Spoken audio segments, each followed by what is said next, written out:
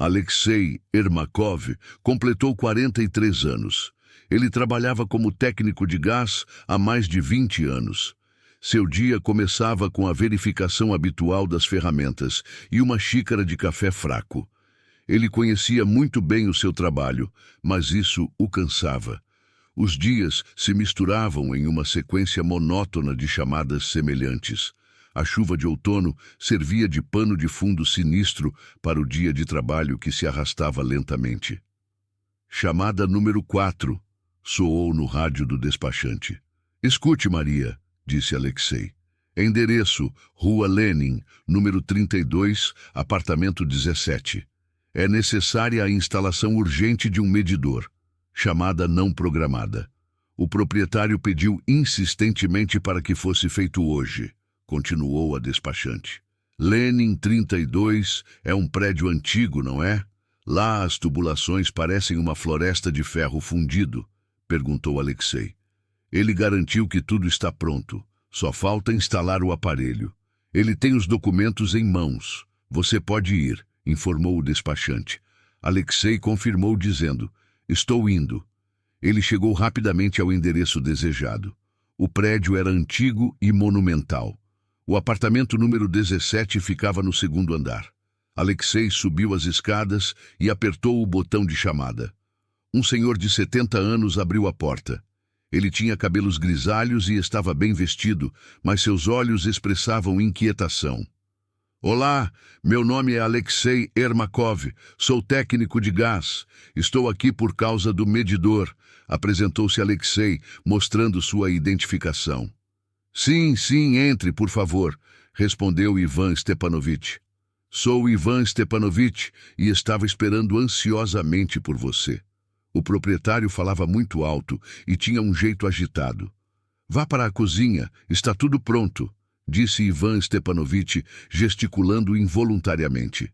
A cozinha, assim como toda a casa, era espaçosa, com tetos altos, mas precisava urgentemente de reformas.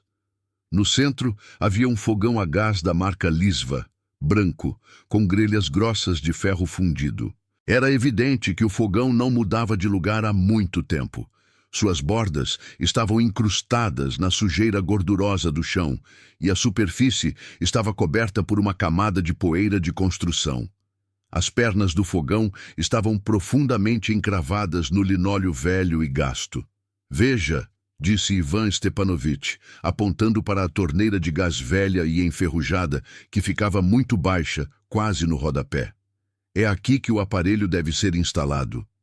Alexei acenou com a cabeça e começou a examinar o tubo de entrada que saía do chão, fazia uma curva e ia para trás do fogão. Era uma construção padrão, mas, na opinião dele, muito inconveniente para realizar o trabalho. O novo medidor precisava de uma conexão limpa no trecho vertical do tubo. Para que eu possa garantir a estanqueidade e a correção da instalação, preciso ver o que acontece com o tubo na entrada. Caso contrário, não poderemos instalar o medidor sem visibilidade, explicou Alexei. E não dá para fazer assim? O tubo parece estar inteiro, eu verifiquei. Apenas a tubulação continua até o fogão. Sempre foi assim, perguntou Ivan Stepanovich, com um tom de voz tenso e uma entonação suspeita e interrogativa. Não posso acreditar em palavras, afirmou Alexei, demonstrando sua firmeza e abrindo a caixa de ferramentas. É gás, é minha responsabilidade e sua segurança, bem como a segurança de toda a entrada. O fogão terá que ser afastado, pelo menos meio metro. Preciso de espaço para trabalhar com a chave, examinar a torneira velha e fazer um corte limpo no tubo vertical. Ivan Stepanovich de repente se encolheu, seu rosto ficou pálido. As mãos, que antes estavam cruzadas, começaram a tremer. Ele nervosamente brincava com a barra da camisola, o que demonstrava claramente o seu grande nervosismo. Não, por favor, não mexa no fogão! Exclamou Ivan Stepanovich, com a voz elevada até ao grito. Alexei colocou o manômetro de lado e perguntou: por quê? Pela primeira vez, ele sentiu que algo estava errado. O que incomodava o homem não era a presença do medidor, mas a forma como o acesso à parede havia sido organizado. Ela é muito pesada. Pode danificar o piso, o linóleo pode rasgar. Também me preocupa a tubulação de gás, pois ela é muito antiga. E se ela se danificar? E se o gás vazar? Eu não vou conseguir lidar com isso sozinho, disse Ivan Stepanovich, tentando se proteger com o corpo, encostando-se de lado na placa. Primeiro vou verificar a tubulação. Se estiver danificada, vou substituí-la, às suas custas, é claro. Mas isso faz parte das minhas responsabilidades. Preciso de acesso, afirmou Alexei, olhando diretamente nos olhos do proprietário. Se o fogão não se moveu, significa que se acumulou sujeira atrás dele e pode haver corrosão no tubo. Para cortar o cano e instalar o medidor, preciso de acesso total a ele. Se você impedir o trabalho, serei obrigado a chamar o despachante e recusar a execução do trabalho por motivos de segurança. Seu rosto se contorceu. O proprietário ficou em silêncio. Ele rapidamente passou a língua pelos lábios e olhou rapidamente entre o fogão e a porta. Ouça, estou muito preocupado que algo possa cair do armário. Tenho coisas frágeis lá, porcelana, antiguidades. Vamos mudar isso amanhã. Venha amanhã e eu vou tirar tudo, disse Ivan Stepanovich, procurando um motivo para adiar o momento. Eu vim hoje e não vou embora antes de examinar tudo. Só posso instalar o medidor em uma área limpa e segura. O fogão está instalado ilegalmente, afirmou Alexei. Pegando um pesado pedaço de metal que sempre carregava consigo para trabalhos de demolição, ele continuou. Não, Ivan Stepanovich, vamos movê-la. O fogão não é um armário, nada vai desabar.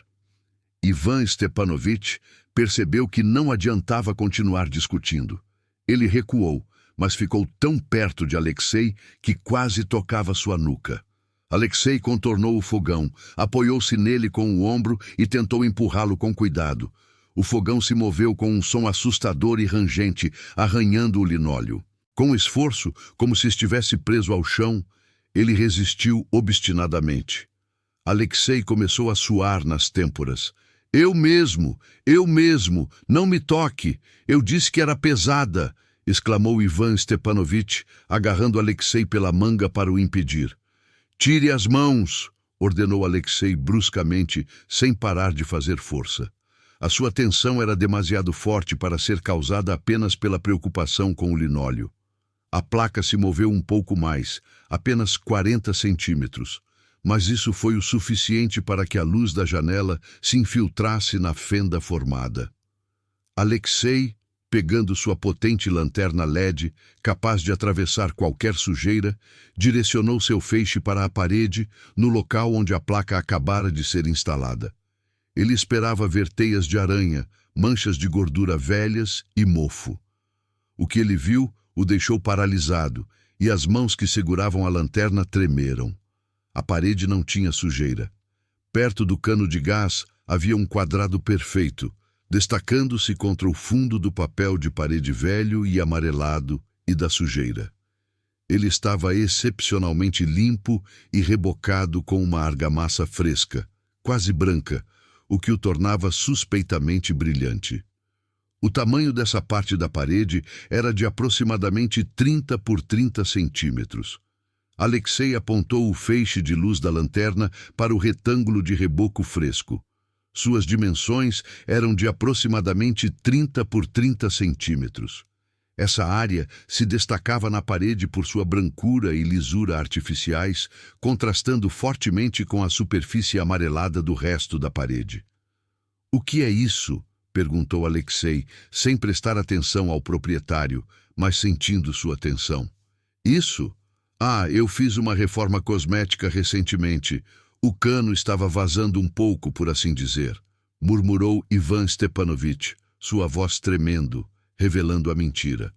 O cano aqui não vaza água. É ferro fundido, ou está corroído, ou simplesmente parado.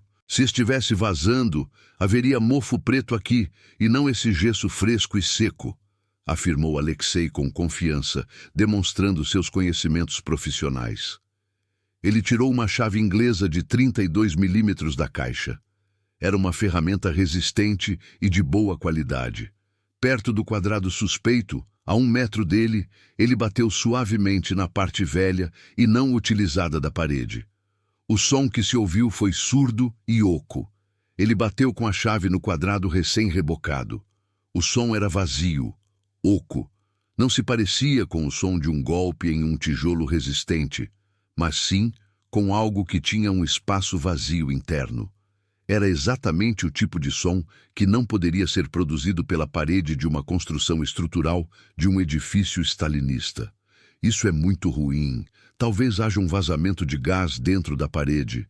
A pressão pode ter empurrado a massa velha, ou o cano simplesmente enferrujou, supôs Alexei, tentando inventar uma razão convincente. Ivan Stepanovich, como um animal acuado, começou a se agitar, tentando distrair o técnico do gás. Não, eu lhe digo, não precisa. Sente-se, vou arrumar a mesa, deixe-me preparar um chá. Vou fazer sanduíches, vocês devem estar cansados, disse Ivan Stepanovich. Não preciso de chá, preciso verificar isso. Se houver gás aqui, não será bom para nós dois, afirmou Alexei. Ivan Stepanovich, afaste-se. Caso contrário, vou interromper o trabalho e chamar o Ministério do Emergência. Cheira a gás aqui, estou sentindo. A ameaça funcionou. O proprietário recuou, mas parou na entrada da cozinha, com as mãos trêmulas. Alexei pegou um pequeno cinzel e um martelo do kit, que serviam para remover tinta velha e ferrugem. Ele começou a remover cuidadosamente a camada fresca de gesso ao redor do quadrado. A solução se separou facilmente, sem oferecer resistência. "O que você está fazendo? Você vai estragar tudo!" gritou Ivan Stepanovich, sua voz cheia de pânico. "Estou salvando vocês de uma explosão, é meu dever", disse Alexei, continuando sem olhar para eles. Em poucos minutos, o reboco desapareceu. Por baixo dele não havia tijolos, mas sim uma fina tampa de compensado que se encaixava perfeitamente na abertura da parede. Estava presa aos cantos por 4 parafusos com cabeça em cruz. Era a porta do esconderijo. Alexei pousou o martelo e pegou numa chave de fendas. "Gás, escute com atenção", disse Ivan Stepanovich, sua voz soando baixa e ameaçadora. "Você simplesmente instala o medidor e vai embora. Como se não tivesse visto nada. Você vai embora e ganha uma nova caldeira a gás. A melhor, eu mesmo vou entregar para você. E o dinheiro, 100.000 rublos na hora. Você não vai precisar disso." "Estou tirando o último parafuso", disse Alexei, sem dar atenção à ameaça. Ele estava concentrado no trabalho. Seu coração batia forte, mas seus dedos continuavam surpreendentemente firmes. "Eu mesmo vou arrancá-lo, gazeiro, e você vai se arrepender de ter se intrometido no que não é da sua conta", rosnou o dono, com uma expressão louca nos olhos. Alexei, apoiando 2 dedos na madeira compensada, puxou cuidadosamente o último parafuso. A tampa saltou. Debaixo dela apareceu um pequeno orifício na parede, com 20 centímetros de profundidade. Alexei apontou o feixe de luz da lanterna para dentro. Lá dentro havia um único objeto. Um pacote achatado, hermeticamente embalado em várias camadas de filme plástico e fita adesiva.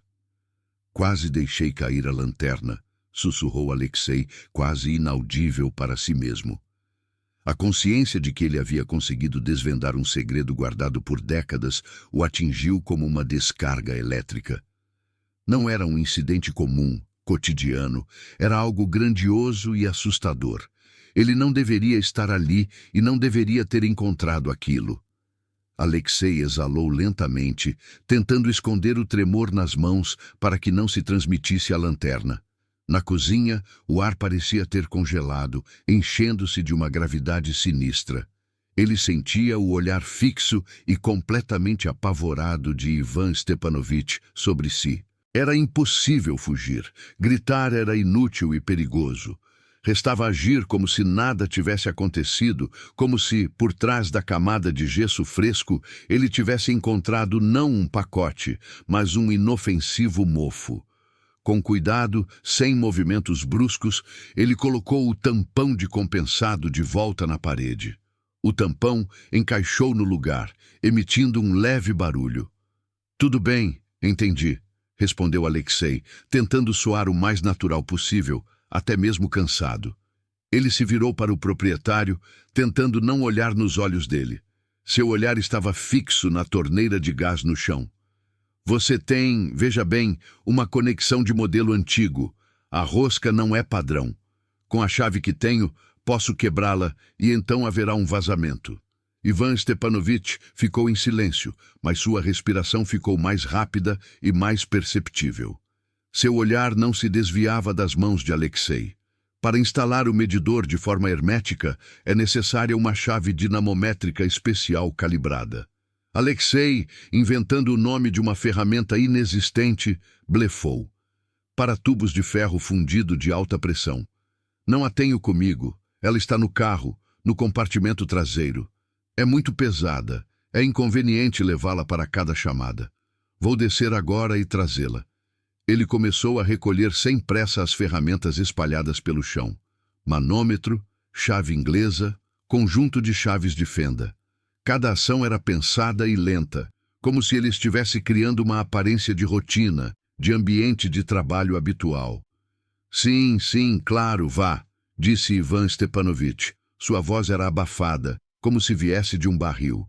Ele estava feliz por qualquer motivo que fizesse aquele gasista desaparecer, desde que aquele momento terrível acabasse. Eu vou rápido, disse Alexei, levantando a caixa. Na pressa, ele deixou um rolo de fita adesiva e um pacote de juntas no parapeito da janela. Isso deveria inspirar esperança no velho. Ele certamente voltaria. Alexei dirigiu-se para a saída da cozinha, tentando manter a postura ereta. Ele sentia o olhar fixo de Ivan Stepanovich perfurando sua nuca. Cada passo seu pelo corredor ressoava na silêncio. Ao descer as escadas, Alexei sentiu suas pernas pesadas ganharem mobilidade. Ele abriu a pesada porta de carvalho da entrada e saiu para o asfalto molhado. Uma chuva fina de outono imediatamente começou a bater em seu rosto, despertando-o de seu torpor. Dirigindo-se para sua van, Alexei parou repentinamente. Algo o fez se virar. Levantando a cabeça, ele fixou o olhar nas janelas do segundo andar, naquela mesma janela da cozinha, de onde, alguns minutos antes, vinha uma luz fraca. Na expectativa, ele queria ver o rosto pálido e assustado de Ivan Stepanovich, que provavelmente observava sua partida. Mas ele não estava atrás da janela. Através do vidro, ele viu uma silhueta. Era alta, bem mais alta que o velho, uma figura de ombros largos e pele escura que quase cobria toda a janela. A sombra não se movia, apenas olhava para baixo, diretamente para Alexei. Alexei sentiu um calafrio. De repente percebeu. Não havia apenas o velho no apartamento. Todo esse tempo havia mais alguém lá. E não era alguém frágil como um aposentado. Tudo se encaixou. O medo de Ivan Stepanovich, suas ações inadequadas, suas tentativas desesperadas de não tocar no fogão. Seu medo não era pelo esconderijo. Ele estava com medo de quem estava com ele no apartamento. A adrenalina tomou conta dele. Alexei não andava mais. Ele praticamente corria para sua van azul de trabalho. Suas mãos tremiam tanto que ele não conseguiu inserir a chave na ignição na primeira tentativa. O motor rugiu ao dar a partida. Alexei girou o volante e acelerou, deixando um rastro de respingos da poça atrás de si. Olhando pelo espelho retrovisor, ele percebeu que um Lada Priora preto com vidros escuros havia saído do estacionamento em frente. Seria coincidência? Ele não podia arriscar. Calma, Lesha, calma, sussurrou ele apertando o volante. Preciso pensar como num exame da autoescola. Virando na primeira rua lateral que encontrou e depois em outra, ele se esgueirou pelos pacíficos quintais dos prédios stalinistas. O Priora preto o seguia incansavelmente, mantendo uma distância de 3 ou 4 carros. Alexei decidiu não arriscar e agir com segurança. Ele seguiu pela avenida, passou a curva, continuou dirigindo e deu uma volta completa no trevo. O Priora repetiu seus movimentos. Agora não havia mais dúvidas. Alguém o estava seguindo. De repente, mudando bruscamente para a faixa da direita, ele entrou em um posto de gasolina, passou voando pelos postos de abastecimento sem diminuir a velocidade e saiu em uma rua paralela por outra saída. Isso lhe deu alguns segundos de vantagem. Ele pisou fundo no acelerador. A velha van protestou com um rugido, mas ainda assim ganhou velocidade. Ao volante do Priora, o homem alto, furioso, xingou e bateu no volante. Em seguida, pegou o telefone e discou um número. "Ele está fugindo", gritou ele ao telefone. "Parece que ele percebeu ou entendeu alguma coisa. Ele está manobrando, baixando a guarda." Do outro lado da linha, ouvia-se a respiração ofegante e em pânico de Ivan Stepanovich. "Não deixe ele fugir. Ele não deve desaparecer. Ele sabe de tudo. Vou perdê-lo neste trânsito. Ele está correndo como um louco", exclamou o motorista com raiva, tentando enxergar a van azul entre tantas outras máquinas. "O número! Você precisa lembrar o número da van, e nós vamos encontrá-lo", gritou o velho, dirigindo-se a alguém. O motorista do Priora olhou para a frente. No semáforo, a 200 metros, sua atenção foi atraída por uma van azul. Ela fez uma curva brusca à direita, cortando o caminho do ônibus. Naquele momento, a parte traseira da van ficou bem na frente dele. A porta desgastada, o logotipo da Gorgasa e a placa. O homem apertou os olhos, fixando o olhar na combinação de letras e números. "Encontrei", sussurrou ele ao telefone.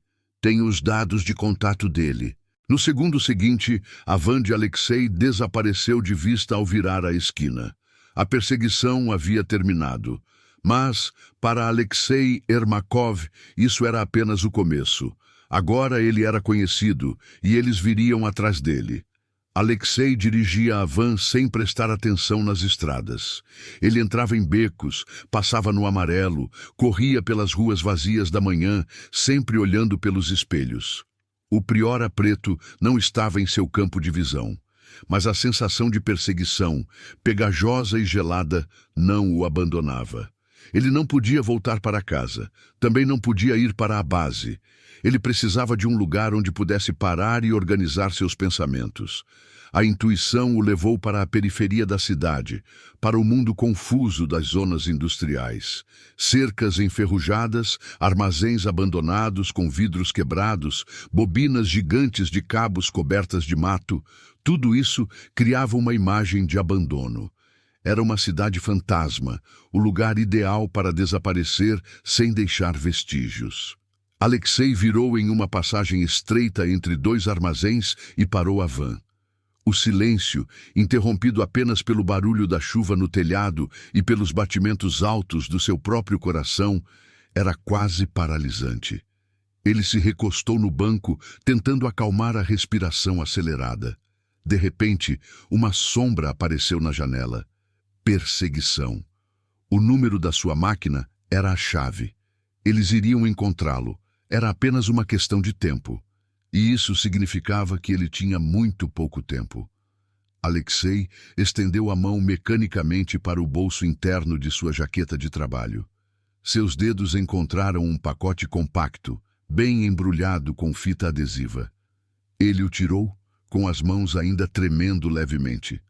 Alexei pegou um estilete no porta-luvas e, tentando não danificar o conteúdo, começou a remover cuidadosamente as camadas de fita adesiva e filme plástico. O pacote estava cuidadosamente embalado e hermeticamente selado. Sob a última camada de filme, havia 2 objetos. Um pendrive preto, sem qualquer inscrição, estava ao lado de uma folha de papel arrancada de um caderno quadriculado e dobrada em 4. Alexei primeiro colocou cuidadosamente o pendrive no banco do passageiro, como se tivesse medo dele, e concentrou toda a sua atenção na folha de papel. Ao abrir a folha, ele viu 2 linhas escritas com uma caligrafia desajeitada e apressada. As linhas estavam uma abaixo da outra. 50 por 41. E ppm. Alexei sussurrou várias vezes frases curtas. O que elas poderiam significar? Coordenadas? Um código? Sua mente prática, acostumada a trabalhar com valores exatos, desenhos e esquemas, imediatamente se fixou na primeira linha, 50 por 41. Isso não se parecia com coordenadas. Eram dimensões. Dimensões de quê? De uma embalagem? De uma caixa? Ou talvez de uma escotilha? Sim, parecia muito com as dimensões de uma escotilha de inspeção não padrão ou da tampa de algum poço. Em edifícios antigos e em empresas industriais havia muitas delas. A segunda linha apresentou dificuldades. PPM, 3 letras maiúsculas. Iniciais, nome da empresa, abreviação de algum lugar, industrial, portuário, ponte. O pensamento passou pela sua cabeça. Ele afastou-o, tentando não pensar nisso. Poderia ser qualquer coisa, mas ele tinha certeza de que era uma pista importante. A chave para o que estava guardado no pendrive. Seu olhar fixou-se no pendrive. Um pequeno pedaço de plástico que poderia conter as respostas para todas as suas perguntas. Mas também poderia se tornar uma sentença de morte.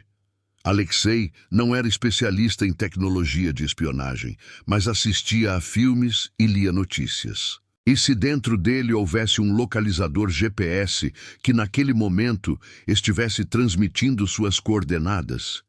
E se, ao conectá-la ao computador, ela ativasse um vírus que destruísse não apenas seu conteúdo, mas também o próprio computador? Ou enviasse um sinal de alarme para seus proprietários? Não, ele não podia se dar ao luxo de correr esse risco. Era preciso isolá-la. Ele começou a vasculhar o carro com energia febril. No porta-luvas, entre cheques e cartões velhos, ele conseguiu encontrar o que precisava. Uma barra de chocolate não consumida, embrulhada em papel alumínio. Simplesmente perfeito. Desembrulhando cuidadosamente o chocolate, ele o colocou de lado e pegou uma folha de papel brilhante. Meticulosamente, em várias camadas, ele embrulhou o pendrive com papel alumínio, formando uma espécie de gaiola de Faraday. Ele se sentia como um paranoico, o herói de algum filme de ação barato, mas o medo que sentia era totalmente real. Ele colocou o pendrive e o bilhete no fundo da caixa de ferramentas, debaixo das chaves de gás e dos divisores. O que fazer a seguir? A polícia? Mas com o quê? Com pedaços de bilhete e um pendrive que ele mesmo tem medo de abrir? Provavelmente iriam simplesmente rir dele. Não, ele precisava de alguém em quem pudesse confiar, alguém que entendesse de computadores como ele entendia de tubos de gás. Ele pegou o telefone e discou o número. Sergei, olá, aqui é Lerra. A propósito, tenho um assunto muito importante para tratar com você, que requer uma decisão imediata, disse Alexei. Na sala de controle do serviço de gás havia um cheiro de café frio e papel. Maria, uma mulher de cerca de 50 anos, com olhos cansados, mas expressivos, estava chegando ao fim de seu turno. O dia tinha sido difícil. Vento forte, vários pequenos acidentes e muitas ligações de moradores preocupados. Ela já imaginava como seria chegar em casa, preparar um chá de ervas calmante e assistir à sua velha série favorita. O toque do telefone fixo, agudo e estridente, a fez estremecer. Ela pegou o fone e, repetindo mecanicamente a frase decorada, respondeu. Serviço de gás, despachante Maria, pode falar. Moça, querida, preciso urgentemente de um funcionário seu. A voz ao telefone tremia, como se estivesse nervosa. A pessoa estava claramente desesperada. O seu técnico, o gazeiro, veio até nós para instalar um medidor, na Lenin, casa 32, e ele desapareceu, saiu para buscar uma ferramenta e não voltou mais. Maria franziu a testa e, aproximando o livro de chamadas, perguntou, por favor, diga o número do seu apartamento. O 17º, ele estava aqui há 50 minutos, saiu e desapareceu. Preciso do nome dele, do sobrenome. Como posso encontrá-lo? O senhor não parava de insistir. Maria encontrou rapidamente a anotação. Rua Lenin, casa 32, apartamento 17, instalação de medidor. Executor, Ermakov AV. Dê-me um minuto, vou verificar os detalhes, respondeu ela calmamente. No tom do cliente, ela percebeu não apenas insatisfação, mas um medo real e animal. Eu entendo sua pergunta. Sim, o técnico Alexei Ermakov esteve aí. Talvez ele tenha sido redirecionado urgentemente para resolver uma situação de emergência. Isso acontece, tentou consolá-lo Maria. Não, você não entende. Eu preciso desesperadamente do nome e do número de telefone dele. Ele deixou aqui. Um caos.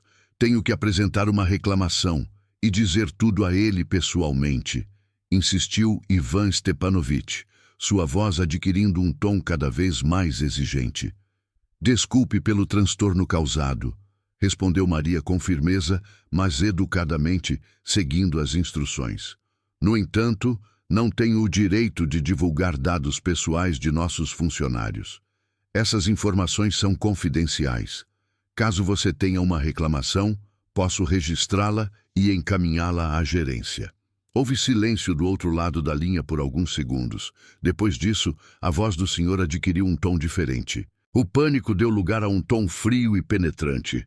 Maria, ouça-me. Não preciso da sua gerência. Preciso dele, aquele de barba ruiva. Com barba ruiva, lembro-me bem dele. Ao lembrar-se de Alexei, Maria ficou involuntariamente pensativa. Sim, ele tinha uma barba espessa com um tom acobreado perceptível. Essa descrição era precisa demais para se referir a um cliente aleatório. Ela ficou preocupada. Se você não consegue dizer o nome dele, então apenas entregue esta mensagem, continuou o velho, e em sua voz havia uma ameaça evidente. Diga ao seu gazeiro ruivo que ele esqueceu comigo não apenas as ferramentas. Ele esqueceu algo muito mais importante. E será melhor para todos se ele mesmo voltar para buscá-lo. E muito em breve. Caso contrário, ele vai se arrepender. O que você quer dizer? Isso é uma ameaça? Perguntou Maria, com a mão parada sobre a revista. Considere isso um conselho de amigo, sussurrou a voz. Ele vai entender. Apenas transmita a mensagem. O ruivo vai entender tudo. O telefone emitiu alguns toques curtos. Maria ficou sentada em silêncio por alguns segundos, olhando para o aparelho. Em 20 anos de trabalho, ela já tinha ouvido de tudo. Xingamentos, lágrimas, histerias. Mas nunca nada parecido com isso. Não era uma ligação comum de um cliente irritado. Era uma mensagem, indiferente e bem pensada. Ao lado do nome Ermakov, ela fez uma anotação no diário. Ligação de cliente com indicação de endereço. Ligação anônima com ameaça. Mencionou a aparência. Barba ruiva. É necessário entrar em contato urgentemente. Ivan Stepanovich jogou o fone com raiva sobre o gancho. Seu plano não funcionou. A despachante foi inflexível. No entanto, ele não pretendia desistir. O gazeiro trabalhava em uma organização oficial. Ele tinha uma van azul com o logotipo da empresa e também seu próprio número. O velho se aproximou da janela e olhou para o pátio. A chuva continuava batendo no vidro. O gás já tinha ido embora, mas deixou seu rastro, que Ivan Stepanovich, junto com seu companheiro silencioso, que estava todo esse tempo atrás dele, pretendia usar. Ele começou a pensar o mais rápido possível. O serviço de gás deve ter um site oficial. Talvez houvesse uma sessão com o pessoal, fotos dos melhores funcionários no quadro de honra. Ele não se lembrava do nome, mas tinha uma pista mais valiosa. Ele tinha o rosto dele e sua barba ruiva. Foi assim que começou a busca. Segurando o telefone, molhado de suor, Alexei falava baixinho, quase sussurrando. Parecia que ele estava sozinho naquela viela da zona industrial, mas sua voz estava tensa, sem o relaxamento habitual do horário de trabalho. Do outro lado da linha, ouviu-se um suspiro baixo, sonolento e irritado de seu interlocutor. Lesh, você está vendo que horas são? São 9 da manhã no meu único dia de folga. O que você tem aí, problema de novo? O zero travou e o computador congelou?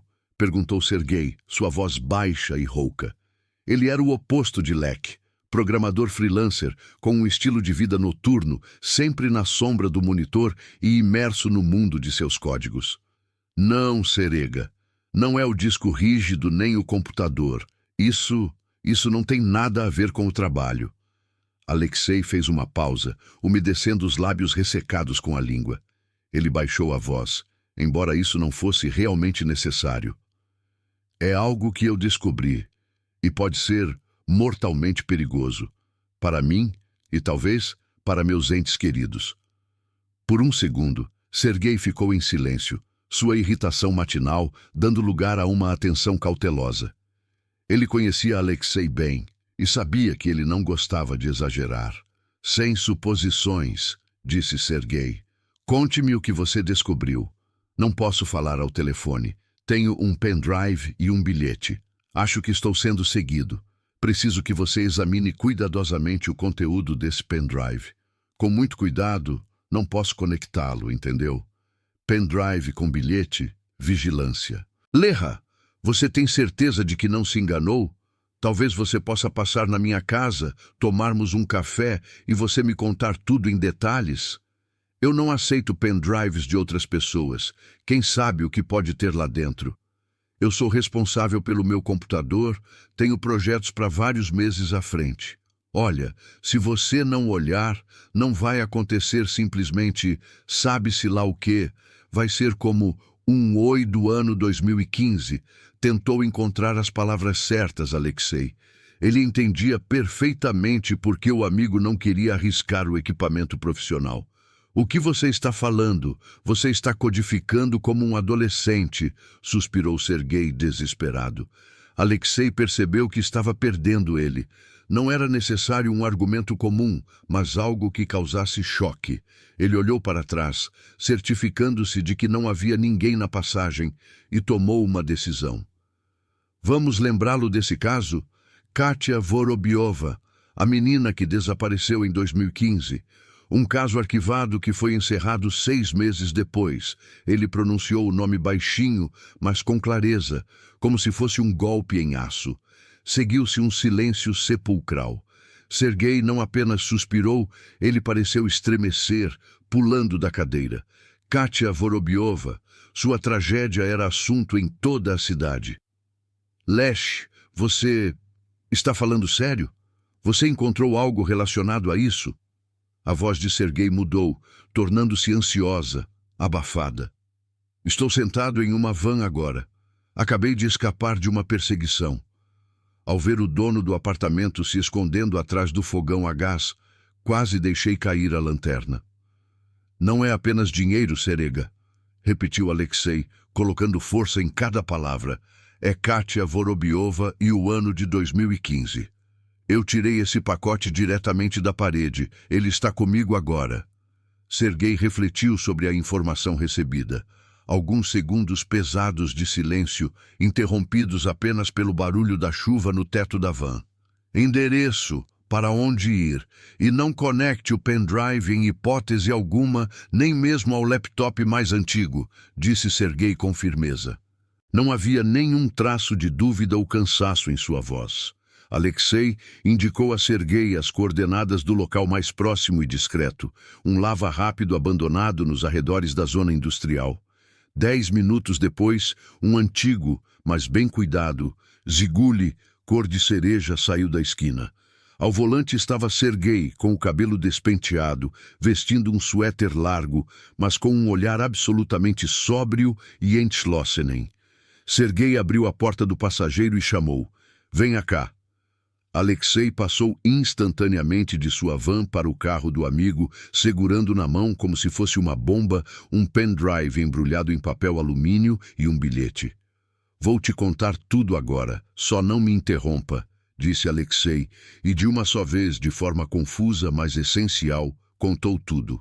A cadeira, o fogão velho, o dono nervoso, o barulho oco, o pacote, a sombra na janela e a fuga. Ao terminar, Alexei viu que Sergei acenou com a cabeça. Seu rosto estava tomado por uma expressão sombria. Sergei pegou o pacote de papel alumínio, mas não se apressou em abri-lo. "Tudo bem, Lek, eu entendi. Não é apenas um caso, mas uma situação muito séria. Parece que você não apenas pisou no calo de alguns valentões locais, mas de alguém que vive há décadas com medo e esconde habilmente seus rastros, disse Sergei, examinando atentamente o pendrive, sem tocá-lo sem luvas. O que aconteceu com ela? Perguntou Alexei. Tudo o que você imaginar. Pelo jeito que ela foi cuidadosamente embalada, pode-se supor que se trata de dados confidenciais destinados a alguém específico e não para uso público. E o mais perigoso é que ela pode estar programada. Por exemplo, com um vírus que, ao ser conectado pela primeira vez a qualquer computador, ativa a formatação dos dados e, ao mesmo tempo, envia um sinal de alarme aos seus verdadeiros proprietários. Ou, o que é ainda mais perigoso, apaga não apenas os dados, mas também destrói meu disco rígido. Garanto que isso é real. Sergei finalmente abriu o bilhete e leu atentamente o seu conteúdo. 50 por 41, ppm. Dimensões e abreviatura. Código de acesso ou localização. Tudo bem, mas vamos precisar de tempo. Para me conectar a ela, preciso de um computador separado, não conectado à rede. Não posso arriscar usando o computador do trabalho. Tenho um laptop antigo que mantenho offline propositalmente, mas ele também precisa ser preparado, disse Sergei. Ele olhou para Alexei. Estou pronto para ajudar, Let, mas com uma condição. Vou examinar esse pendrive sem você. Você vai deixar ela comigo, junto com o bilhete. Você precisa desaparecer imediatamente, se esconder. Tire sua família da cidade, e eu vou trabalhar a noite toda nessa coisa. Pela manhã, espero poder te dizer o que tem lá e como podemos usar isso. Alexei estava em dúvida. Entregar a única prova, o único argumento a seu favor, significava confiar totalmente no amigo. Mas não havia saída. Ele era um gazeiro, não um especialista em tecnologia da informação. Tudo bem, Serega, fique com ela. E, por favor, tenha muito cuidado. Se você entender alguma coisa, jogue-a no rio e não se lembre mais de mim, disse Alexei. Sergei olhou diretamente nos olhos dele e havia firmeza em seu olhar. Não confunda as palavras. Você se lembra que salvou minha vida no exército? Não vou abandonar você. Vou revelar tudo. Mas faça o que eu disse. A família é o mais importante. Depois, espere meu telefonema. Não apareça nem para Lenin nem na base. Como se você estivesse de férias na lua. Alexei acenou com a cabeça, tensionando a mandíbula. Ele entregou o pendrive e o bilhete ao amigo. O início da missão estava dado. Sergei morava em uma antiga casa pré-revolucionária, transformada em apartamentos comunitários. Seu quarto, que antes servia de sala de jantar, era um labirinto de estantes cheias de livros sobre criptografia e eletrônica. No meio dessa desordem, erguia-se uma mesa de madeira maciça, coberta de monitores, cabos e placas. Era seu refúgio, completamente isolado do mundo exterior e da internet. Sergei trancou 3 pesadas fechaduras, fechou as cortinas, bloqueando até mesmo a luz do poste e finalmente abriu o pacote. Sob uma folha de alumínio que parecia uma folha de prata amassada, havia um pendrive preto comum, sem logotipos, sem números de série. Nada. Simples e genial, murmurou ele, calçando luvas finas antiestáticas. Ele sabia que simplesmente inserir o pendrive em seu PC principal seria suicídio. Para trabalhar, ele usava um computador aéreo, um laptop antigo que ele havia desativado há muito tempo, removendo propositalmente o módulo Wi-Fi, a porta de internet e até mesmo o adaptador Bluetooth. O laptop só podia trabalhar com informações que estivessem diretamente nele.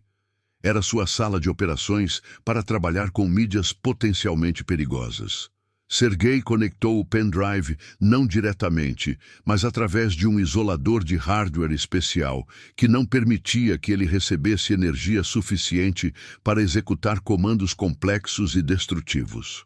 Quando ele deu o comando para ler os dados, seu software de diagnóstico especializado começou a emitir sinais de alarme. "É isso aí", suspirou Sergei. O pendrive mostrava 2 volumes de memória diferentes. Um pequeno, que deveria parecer um disco normal, e outro oculto, muito maior. Ele fez o sistema escanear o primeiro setor, o falso. Como ele imaginava, esse setor não continha dados úteis. Em vez disso, havia um worm primitivo, mas extremamente agressivo. Esse vírus foi programado para se autodestruir instantaneamente. Ao se conectar pela primeira vez a um computador comum, ele deveria apagar todos os dados na partição oculta e, ao mesmo tempo, tentar destruir os arquivos do sistema do PC, bem como, possivelmente, enviar o endereço IP do curioso. Era uma armadilha criada para apagar as evidências e descobrir a vítima. Sergei rapidamente interceptou o comando de ativação do vírus e isolou o setor falso, bloqueando-o completamente. Só depois disso ele conseguiu acessar a verdadeira partição oculta do pendrive. O sistema solicitou a senha. Sergei tentou várias combinações, mas sem sucesso. Ele olhou novamente para o bilhete de Alexei, 50 por 41, ppm. Ele tentou usar os números não como coordenadas, mas como chave de criptografia. 2 horas de trabalho meticuloso em silêncio. Finalmente, o sistema emitiu um bip baixo e triunfante. A tela se iluminou. Havia apenas uma pasta, chamada Arquivo de 2015. Na pasta, havia um único arquivo, Arquivo de Áudio. O formato era incomum, altamente compactado, com extensão alterada, o que era uma proteção adicional. Sergei imediatamente iniciou o processo de descriptografia e reformatação. Quando a chuva de outono pela janela deu lugar à fria névoa matinal, o arquivo estava pronto para ser ouvido. Ele clicou em executar. Primeiro, ouviu-se um forte ruído digital, depois 2 cliques baixos e, finalmente, vozes. Eram baixas, gravadas, obviamente, em um gravador antigo, mas nítidas. A primeira voz, grave e rouca, disse: "Lobo polar, comunicação estabelecida." Era uma palavra código. A segunda voz, mais aguda e nervosa, respondeu: "Você está atrasado, já limpei tudo. Acha que eles vão encontrá-la lá?" Seguiu-se uma risada curta e nervosa.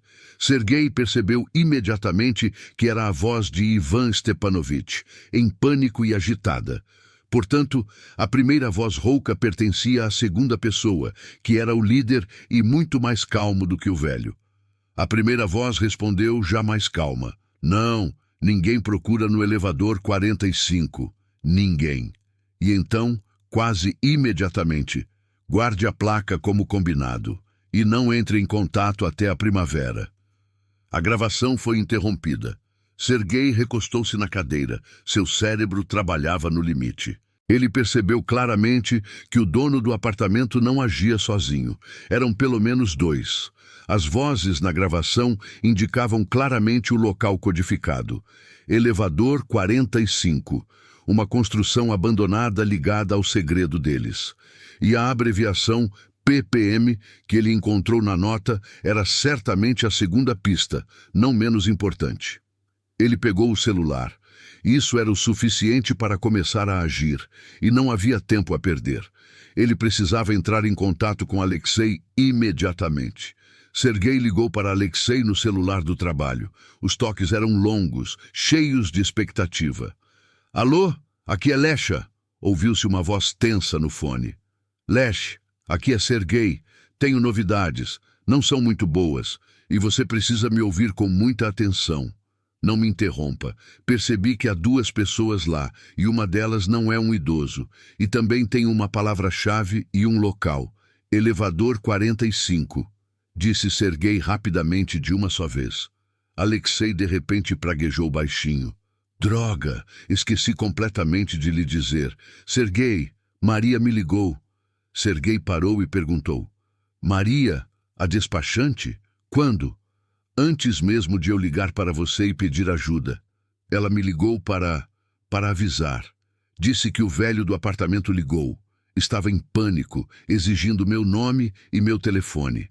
Quando ela recusou, ele fez uma ameaça.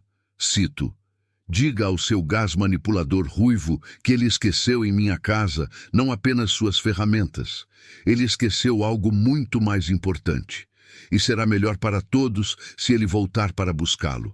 Muito em breve. Caso contrário, ele se arrependerá disso. Alexei respirou fundo e continuou. O mais assustador, Serega, é que ele mencionou que eu tenho barba ruiva e descreveu com precisão minha van azul. Eles sabem quem eu sou. Provavelmente já sabem meu endereço. Sergei entendeu. A incapacidade deles de encontrar o nome de Alexei no banco de dados não os impediu de usar outros recursos mais sérios para identificá-lo. Você está certo. A família está em perigo. Leha, você precisa levá-los embora imediatamente. Agora, imediatamente. Quanto mais longe, melhor. Para a mãe, para a tia, não importa. Apenas longe da cidade e da sua casa. Enquanto isso, vou me ocupar em decifrar essa maldita nota, ordenou Sergei. Já estou indo. Vou levá-los para a casa da minha irmã, no vilarejo mais próximo, onde é tranquilo. Ligue assim que souber de alguma coisa, respondeu Alexei com determinação na voz. Enquanto Alexei corria para casa para buscar a esposa e a filha, Sergei voltou a se concentrar no computador. Ele comparou os fatos, o nome Katia Vorobiova, o ano de 2015 e a menção ao elevador. Sergei entrou nos cantos obscuros da internet. Graças às suas habilidades, ele rapidamente encontrou o que era inacessível aos mecanismos de busca comuns. Relatórios antigos e meio esquecidos e boletins policiais que, em seu tempo, vazaram para a internet. Em meia hora, ele encontrou o que procurava. Um relatório policial oficial, mas frio, sobre o caso do desaparecimento da menina Katia Vorobiova, de 7 anos, em 2015. Entre as inúmeras versões e suspeitos, no final do relatório, era mencionado um tal Ivan S., Ele morava na rua Lenin, número 32, trabalhava como vigia no porto e tinha um álibi suspeitamente fraco, mas não foram encontradas provas diretas contra ele. Ivan Stepanovich, você estava envolvido, murmurou Sergei. Então, ele revisou o relatório mais uma vez e descobriu algo chocante. No anexo do relatório, dizia-se que a principal testemunha no caso era um vizinho que ouviu gritos, mas não viu nada concreto. Esse testemunho, um aposentado chamado Petrov, morava no mesmo apartamento número 17, mas ele morreu exatamente um ano depois, em 2016. Pare, Sergei percebeu de repente. Ivan Stepanovich não é o proprietário. Ele é o novo inquilino. Sergei rapidamente verificou os arquivos. O apartamento número 17 foi vendido no final de 2016. O comprador foi Ivan Stepanovich. O velho não escondeu a prova por uma década. Ele comprou o apartamento sabendo o que estava escondido lá. Então, ele não era o executor, mas o guardião. E a segunda voz na gravação era do verdadeiro criminoso. Alexei estava parado perto do velho telefone público na esquina, mais seguro do que usar seu celular, que agora poderia estar sob controle. No bolso, ele tinha um pedaço de papel com o antigo número de serviço do capitão Nikitin. Discar o número foi mais difícil do que mover um fogão a gás. Do outro lado da linha, ouviu-se um tom de chamada, seguido de uma voz curta e seca. A escuta. Departamento. Nikitin. Capitão Nikitin, bom dia. Meu nome é Alexei Ermakov. Sou um técnico de gás, começou Alexei, sentindo a adrenalina apertar sua garganta. Um suspiro cansado soou no telefone. Gás? Não tenho gás, Ermakov. E estou muito ocupado. Não tenho tempo para problemas com serviços públicos. Ligue para a central. Não é um problema com serviços públicos. É Katia Vorobiova, ano de 2015. Disse Alexei de forma brusca e enfática. Houve um silêncio tão profundo que Alexei ouviu os batimentos do seu coração. Ele sabia que essas palavras eram a chave. O caso Vorobiova foi o maior fracasso e a maior dor na carreira de Nikitin. Quem é você? O que você quer? A voz do investigador mudou instantaneamente. Não havia cansaço nela, apenas firmeza e desconfiança. Eu sou aquele que encontrou a prova. Na parede do apartamento na Lenin, prédio 32, apartamento 17, continuou Alexei. Ele não lhe deu tempo para se recompor. E eu sei a palavra-chave, lobo polar. O investigador exalou ruidosamente no telefone. Lobo polar? De onde você... Tudo bem. Não sei quem você é e não confio em nenhuma palavra sua. Mas você mencionou 3 coisas que só eu e mais algumas pessoas sabemos. Isso não parece uma piada ou chantagem. Não é chantagem. É a única pista em 10 anos. E agora ela está nas mãos do meu amigo. Ele é especialista em TI e encontrou nela algo que indica a localização do segundo participante, explicou Alexei. Segundo participante? Por que diabos você não vai à delegacia? Gritou Nikitin. Porque tenho medo de não chegar à delegacia, capitão. Ivan Stepanovich e seu cúmplice estão me procurando. Eles já sabem como é a minha van e a minha barba. Eles sabem que descobri o esconderijo deles. Se eu seguir os canais oficiais, a informação vazará mais rápido do que eu conseguirei explicar a você o cerne da questão. Você se lembra do que aconteceu em 2015? O investigador ficou em silêncio. Ele, é claro, lembrava-se de como o vazamento de informações naquela época enterrou todos os planos operacionais. Tudo bem, gazeiro, você me convenceu, mas não aceitarei nenhum papel ou pendrive na base e não irei até você na zona industrial.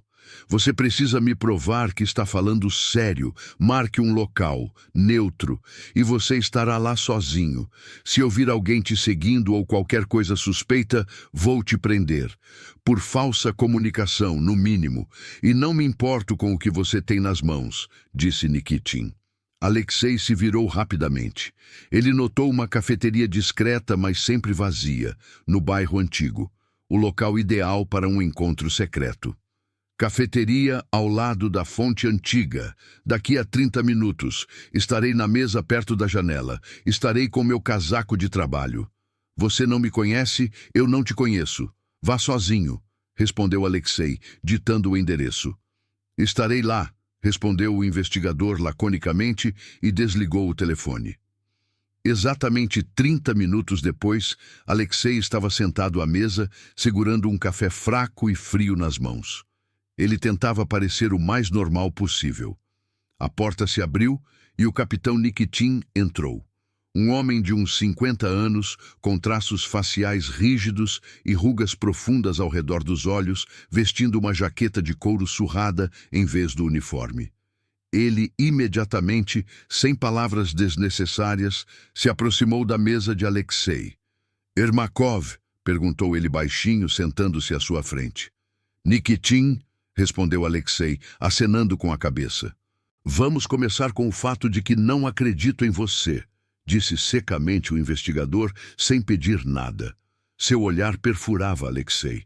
Você é um técnico de gás. Você não tem nada a ver com o trabalho operacional.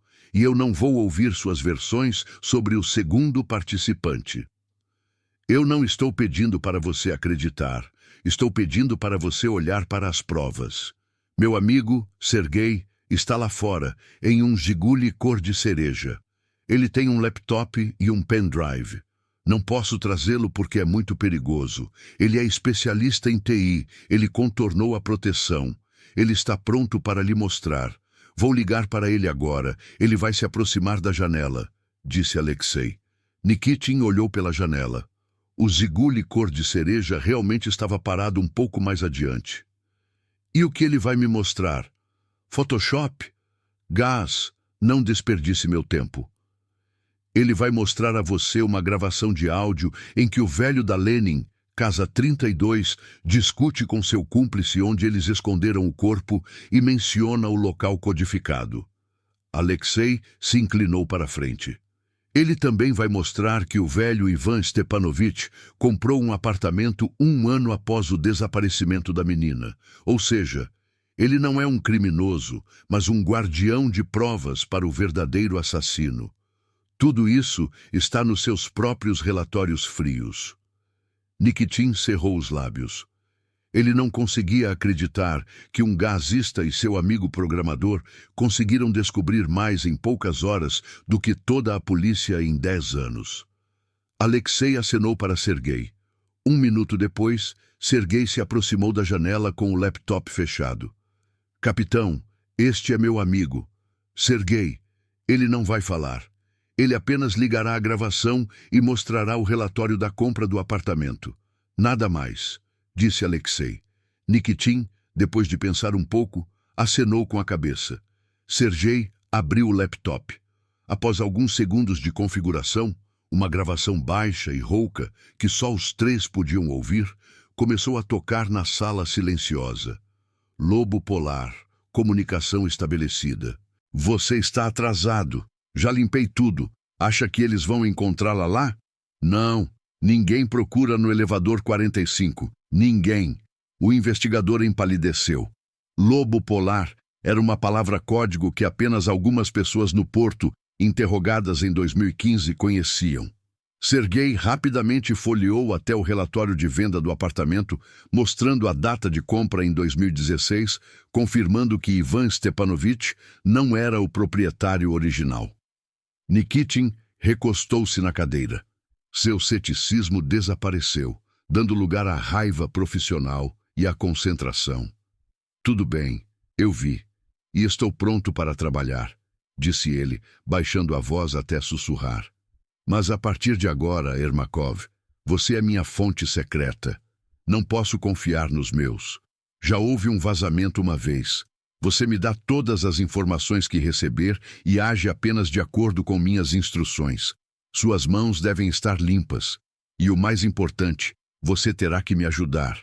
Precisamos ter acesso a esse Ivan Stepanovich. Ele deve pensar que você vai voltar. Você tem ferramentas que esqueceu. Sim, deixei intencionalmente a fita adesiva e as juntas no parapeito da janela, respondeu Alexei. Nikitin acenou com a cabeça. Ele olhou para Alexei não como um técnico de gás, mas como a única pessoa que agora poderia acabar com seu pesadelo de 10 anos. Vamos fazê-lo esperar pelo seu retorno. É uma isca, e você vai executá-la, disse Nikitin. Agora me diga, o que significa PPM? O que esse código indica? Alexei rapidamente explicou a decifração sugerida por Sergei. Ponte portuária industrial. 3 quilômetros do elevador. Provavelmente é onde está o cúmplice dele. Os olhos de Nikitin brilharam. Ele pegou seu caderno e pela primeira vez naquele dia, sua mão não tremia. Então, vamos fazer o seguinte. Prepararemos 2 grupos. Um irá para a ponte portuária industrial para capturar o segundo. O outro irá para aqui, na Lenin, para capturar o guardião. Mas primeiro daremos a ele uma isca. Assim que saírem daqui, liguem para a sua despachante Maria. Precisamos dela. Será a Operação Maria. O capitão Nikitin entregou a Alexei um telefone antigo e instruiu. Daqui a 10 minutos, liguem para a despachante Maria. Diga que você esqueceu um aparelho pessoal muito caro na Lenin, 32. Peça a ela para ligar para o proprietário e informar que você voltará para buscá-lo amanhã de manhã, exatamente às 9 horas. É uma isca, explicou o investigador. Ele está assustado e vai esperar para pegá-lo de surpresa. Vamos dar tempo para ele preparar uma emboscada. Alexei se afastou e fez a ligação. A voz de Maria soava preocupada. Ele disse com firmeza que estava envolvido em uma situação complicada e pediu que ela informasse urgentemente ao cliente que ele voltaria para pegar o instrumento pessoal esquecido amanhã às 9. Maria, percebendo a gravidade do momento, concordou. 1 minuto depois, Nikitin confirmou. A isca foi engolida. Agora vamos nos preparar para entrar. Nikitin levou Alexei a uma garagem abandonada e colocou sobre a mesa as plantas da casa na Lenin, número 32. Precisamos de um acesso oculto para que ele não nos espere, disse Nikitin. Ermakov, essa parte é sua. Você conhece esses prédios stalinistas. Quais são os pontos fracos? Alexei se inclinou sobre o esquema. As cozinhas são enormes e, o mais importante, A ventilação. Aqui, ele apontou para um quadrado grosso. Passa o canal de ventilação principal. Nos prédios antigos, há saídas alternativas, muradas, ao lado dele. Você está sugerindo usar esse canal para distraí-lo, Nikitin compreendeu rapidamente. Sim, capitão. O canal passa a 10 centímetros do fogão. Podemos enviar fumaça ou barulho para lá. Isso fará com que Ivan Stepanovich entre em pânico e se afaste da cozinha. Enquanto ele estiver distraído, o grupo principal entrará pela porta. Nikitin olhou para o gazeiro com respeito. Ótimo, Ermakov. Você nos fornece o ponto ideal para a manobra. Estamos nos preparando para um ataque noturno. Enquanto o velho espera por você amanhã, vamos verificar a ponte portuária industrial.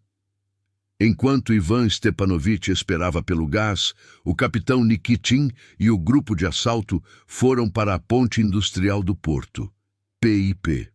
No meio da ponte enferrujada, eles encontraram vestígios da presença de uma pessoa, uma fogueira apagada e latas. De repente, um homem alto e de ombros largos saltou da extremidade mais distante da ponte e começou a correr. "Pare, polícia!" gritou Nikitin, mas o segundo criminoso desapareceu no labirinto dos armazéns portuários. Ele escapou.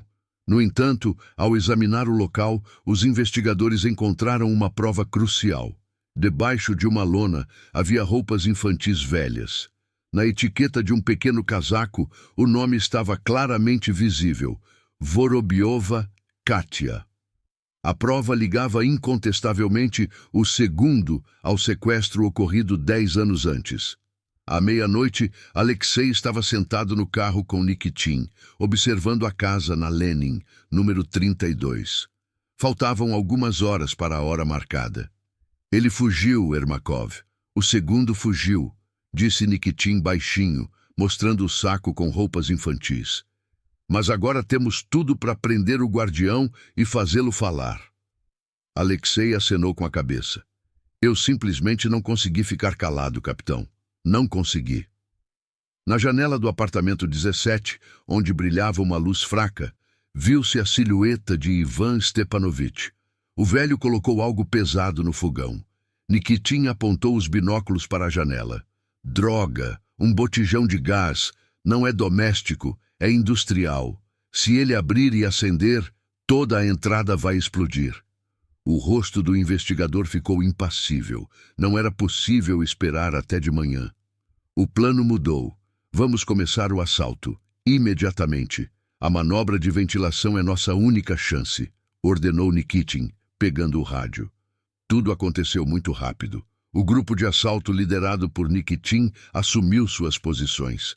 A operação começou com a manobra de ventilação sugerida por Alexei. Os soldados especiais jogaram uma granada de baixo poder explosivo no duto de ventilação reserva da cozinha.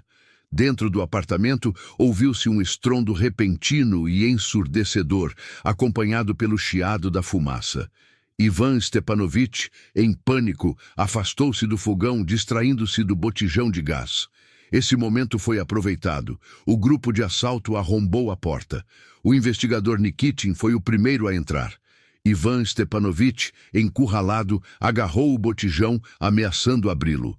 "Não se mexa, polícia! Largue o botijão!" gritou Nikitin. O velho, com o rosto distorcido pelo terror e pela loucura, encostou as costas na parede, bem no local do antigo esconderijo. Ele percebeu que havia perdido. "Vocês não vão encontrar nada! Vocês não vão descobrir a verdade!" gritou ele. Mas sua ameaça, de repente, se transformou em um grito de desespero. Ele apontou com a mão trêmula para baixo. "Ela está no porão! Ela estava no porão! Ele me disse que ela estava no porão! Eu não sou um assassino! Ele a matou e eu só a escondi!" gritou Ivan Stepanovich, antes de ser imobilizado pela tropa de choque. A invasão terminou com a prisão do guardião e a obtenção da pista mais importante em 10 anos. Alexei, que foi severamente proibido de participar da invasão, esperava lá embaixo, perto da van. Quando Ivan Stepanovich foi levado para fora do prédio, pálido, amarrado, parecendo uma ruína lamentável, e não um criminoso astuto, Alexei percebeu, tudo havia acabado. A informação do velho, ela está no porão, revelou-se verdadeira. O porão do prédio na Lenin, número 32, foi imediatamente isolado. Lá, no canto mais distante e fechado, entre tubos velhos e entulho de construção, foram encontrados os restos mortais de Katia Vorobiova. O caso foi resolvido. 10 anos depois, os pais da menina finalmente puderam saber a verdade e encontrar paz. O capitão Nikitin apertou pessoalmente a mão de Alexei. Você não é apenas um técnico de gás, Ermakov. Você fez o trabalho que eu não consegui fazer em 10 anos, disse ele com respeito indisfarçável. Não vou esquecer isso, e a polícia também não vai esquecer. Uma semana depois, houve uma pequena, mas solene reunião. Alexei Ermakov recebeu um agradecimento oficial do Ministério do Interior pela coragem demonstrada e pela ajuda na resolução do caso arquivado. Ele não recebeu uma grande recompensa financeira, mas isso não era importante para ele. Mais importante era a sensação de conclusão. Um mês depois, uma van de trabalho nova e reluzente entrou em seu quintal. Não era velha e azul, mas moderna e branca. Estava totalmente equipada, incluindo até mesmo as inexistentes chaves dinamométricas calibradas que Alexei havia inventado. No painel de instrumentos havia um bilhete de Nikitin. Para o herói. Continue salvando pessoas, Ermakov, mas agora com conforto. Alexei voltou ao seu trabalho. Ele continuava sendo um técnico de gás, mas agora era um técnico de gás diferente. Ele não bebia mais café fraco, e seus dias não pareciam mais uma sequência de chamadas idênticas.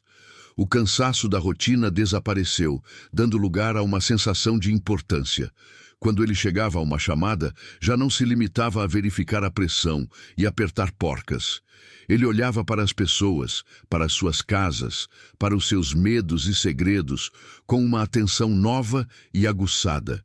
Ele sabia que por trás de cada fogão velho, por trás de cada torneira enferrujada, podia estar escondido algo mais do que simplesmente o desgaste do metal.